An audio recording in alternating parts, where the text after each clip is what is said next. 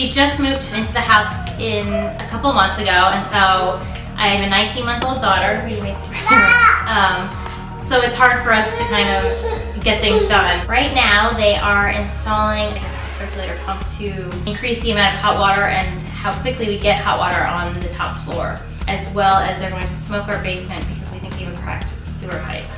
They were highly recommended to us by someone else. We researched them on Angie's List and they had gotten a lot of good feedback.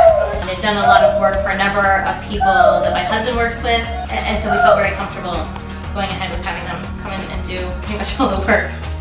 And I like that they have the service program that you can join, and so that you can call them in case of an emergency. I like that they are so qualified, and I trust them completely to come into my house, get the work done. They're very clean, and I don't mind having them in my house.